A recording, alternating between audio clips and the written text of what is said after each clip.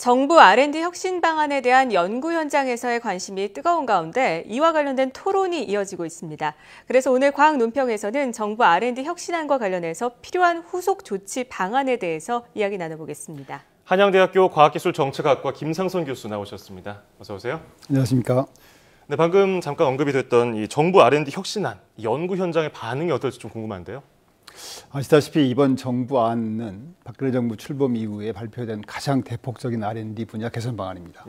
그만큼 관심과 기대가 큰 것으로 보입니다. 동시에 시행 과정에서 우려의 목소리도 없는 것은 아닙니다. 한마디로 말씀드리면 기대와 우려가 혼재되어 있다 이렇게 말씀드릴 수 있습니다. 관심과 기대가 가장 큰 이유는 그동안의 과학기술 분야에 대해서 조금 소홀히 취급받고 있다. 아마 이런 것 때문에 더 기대가 큰 것으로 생각이 됩니다.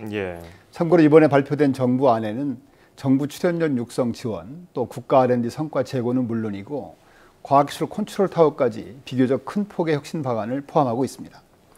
그럼에도 불구하고 연구 현장에서 일부 우려가 있는 이유는 시행 과정에서 이해 당사자 간의 의견 수렴이라든가 법 개정, 넘어야 될 산이 많기 때문에 그렇다고 생각을 합니다. 정부에서도 이런 점들을 인지를 해서 충분하게 정책을 설명하고 또 현장의 의견을 듣기 위해서 토론회라든가 이런 것들을 미래부 중심으로 해서 대덕연구단지라든가 각계에서 그런 노력을 지금 보이고 있습니다. 네, 그렇다면 이 주요 사항별로 좀 구체적으로 살펴보면요. 정부 출연연과 관련된 점 중에서 우려되는 부분이 어떤 건가요? 네, 정부 출연연구기관은 아시다시피 지금 국가과학기술연구회 산하에 현재 25개 출연연구소가 있는데요. 그동안에 이제 정부 출연연구기관이 산업체하고 연계 협력이 좀 미흡하다, 강화해야 된다 이런 지적이 많았습니다. 그렇죠. 특히 우리 지금 제조업 숫자로 볼 때 99%가 중소기업인데 중소기업과의 협력이 필요하다 이런 문제들이 많이 제기가 됐는데요. 이번 정부 안에도 보면은 한국전자통신연구원, 또 생산기술연구원, 또 전기기계화학재료 이런 6개 연구기관을 묶어서 한국형 프라운호퍼 체제로 개편하겠다 이런 계획이 포함되어 있습니다. 이 내용이 이제 주로 중소 중견기업 간의 연계를 강화시킨다, 산업계하고 연계를 강화시킨다 그런 뜻인데요. 이름에도 불구하고 이제 왜 현장에서 좀 우려가 있는가 하면은 이것이 혹시 거버넌스 개편으로 이어지지 않나 이런 것이 하나 첫 번째 이유고요.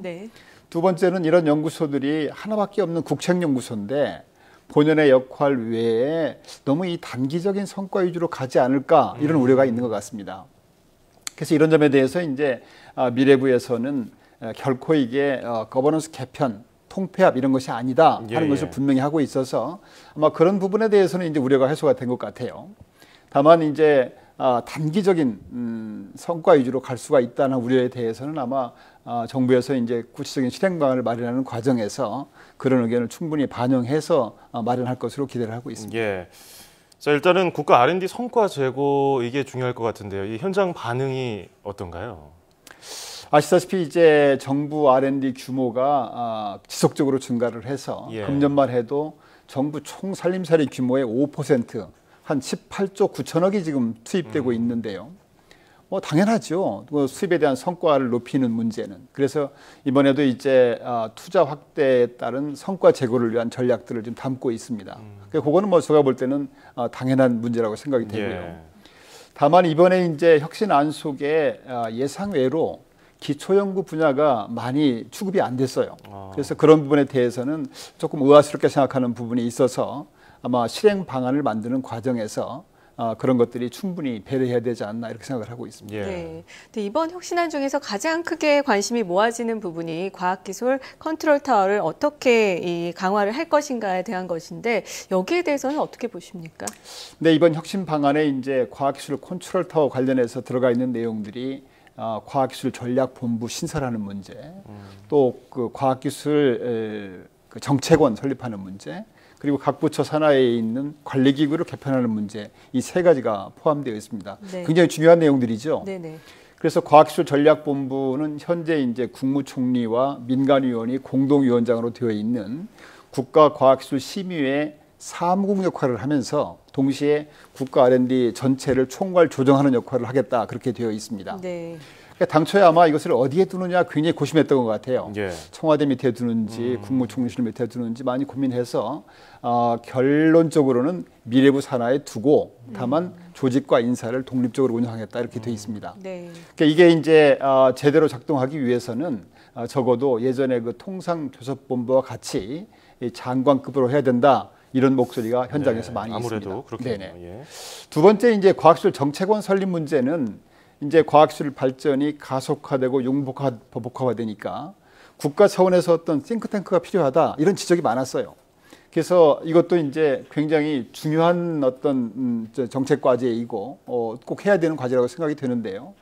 다만 현장에서 우려하는 사항들은 이게 기관 통합 문제고 또 법을 개정하는 문제가 있기 때문에 혹시 이제 뭐 기관 간의 협력이 잘 유기적으로 안 돼서 불협화음을 낼 수도 있지 않느냐 그런 것들이 있는데 이런 점에 유념해야 된다고 생각이 되고 있고요. 세 번째 이제 20여 개 부처 산하에 운영 중인 그 R&D 관리기관 개편 문제도 마찬가지입니다. 이게 기관의 통합 뭐 이런 문제이기 때문에 상당히 논란이 많이 있을 수가 있죠. 그래서 그런 것들을 슬기롭게 극복을 하고 이 뭐 부처 간의 이기주의라든지 이런 것도 극복을 하고 뭐 해야 되지 않나 그렇게 생각을 하고 있습니다. 예. 이게 잠깐 들어봤는데도 굉장히 거대한 혁신인 것 같아요. 그러다 보니까 일선 현장에서 일하는 연구원들이 진짜 통폐합이라고 오해를 할 수 있을 만한 그렇습니다. 그런 수준인 것 같은데 그래서 컨트롤 타워의 역할이 더 중요할 것 같아요. 근데 이렇게 계획 아무리 잘 세워도 이 어느 점을 놓치면 간과하면 이게 흐트러질 수 있단 말이죠. 어느 그렇죠. 부분을 좀 유념해야 될까요? 그래서 모든 분야의 공통적인 사항이긴 합니다만은 이 어떤 변화를 할 때는 굉장히 신중해야 된다고 봅니다. 예. 변화를 해서 변화가 된 뒤에 변화되기 전보다도 더 뭐 좋아지지 않으면 그거 안 되지 않습니까? 그래서 그 일회용 땜질식 그렇죠. 처방 그런 게 되지 않도록 일선의 의견을 충분히 수렴해서 한번 바꾸면은 이런 체제가 계속 유지될 수 있도록 그렇게 아마 신중에 신중을 기해야 된다고 보고요. 네. 특별히 아까 앞에서 말씀드렸던 그 과학기술 전략본부 이런 것들은 저희가 이미 부총리 체제라든가 장관 체제를 경험했지 않습니까? 예. 이게 제대로 작동이 되기 위해서는 적어도 장관급 본부를 해야 되겠다는 생각이 들고요. 두 번째는 이번에 이제 이게 과학기술이 국가의 미래이기 때문에 이런 문제이기 때문에 각 부처나 관련 기관에서도 부처 이기주의 또 기관 이기주의 이런 걸 다 떠나서 지혜를 모으고 힘을 모아야 되겠다 이런 생각이 이것도 듭니다. 중요할 것 같아요. 네. 예. 아울러서 이제 이런 과정에서 법 개정 사항도 있는데 국회에서도 여야를 떠나서 초당적으로 힘을 모아서 아마 이 과제들을 이행해야 되지 않나 생각이 됩니다. 그래서 앞으로 이제 추진단, 점검단이 구성이 될 텐데 그런 점에서 아마 이런 문제들을 잘 감안해서 슬기롭게 잘 대응하리라고 기대를 하고 있습니다. 네, 지금까지 정부 R&D 혁신안과 관련해서 필요한 후속 방안에 대해서 한양대 김상선 교수와 함께 이야기 나눴습니다. 고맙습니다. 감사합니다.